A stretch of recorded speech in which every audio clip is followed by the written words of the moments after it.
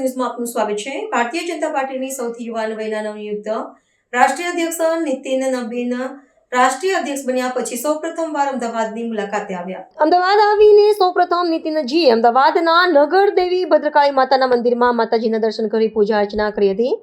આ પાવન અવસરે પ્રદેશ અધ્યક્ષ જગદીશ વિશ્વકર્મા, રાષ્ટ્રીય સંગઠન મહામંત્રી બેલ સંતોષજી, પ્રદેશ સંગઠન મહામંત્રી રત્નાકરજી, મેયર પ્રતિભાબેન જૈન સહિત તમામ હોદ્દેદારો અને કાર્યકર્તાઓ ઉપસ્થિત રહ્યા હતા। પ્રદેશ ભાજપ કાર્યાલય કમલમ ખાતે નીતિન નબીનજીનું ગુજરાતના સંસદ સભ્યો અને ધારાસભ્યોએ ભવ્ય સ્વાગત કર્યું હતું।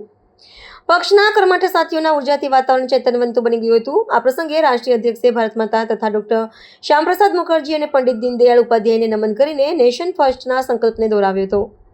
નીતિનજીએ માનનીય વડાપ્રધાન નરેન્દ્ર મોદીના વિકસિત ભારતના વિઝનને સાકાર કરવામાં વિકસિત ગુજરાતના નિર્માણ થકી શ્રેષ્ઠ યોગદાન આપવાનું આહવાન સૌને કર્યું હતું। રાષ્ટ્રીય પ્રમુખે વહેલી સવારે સાબરમતી રિવરફ્રન્ટ ખાતે મોર્નિંગ વોક કરી હતી। તેમની સાથે પ્રદેશ પ્રમુખ જગદીશ વિશ્વકર્મા, ધારાસભ્ય અમિત શાહ અને પ્રેરક શાહ વગેરે જોડાયા હતા। નીતિનજીએ રિવરફ્રન્ટ ખાતે ચા નાસ્તો કરીને મોર્નિંગ વોક કરવા આવેલા લોકો અને ખાસ તો યુવાઓ સાથે સંવાદ પણ કર્યો હતો। રિપોર્ટર કશ્યપભાઈ ભટ્ટ, અમદાવાદ। આવા ન્યૂઝ જોવા માટે સાબર આવાઝ યુટ્યુબ ચેનલને સબસ્ક્રાઇબ કરો અને લાઇક કરો, જેથી હવે પછીના દરેક સમાચાર સબસ્ક્રાઇબ કરેલા હશે તેઓને નવા સમાચારની માહિતી મળી જશે।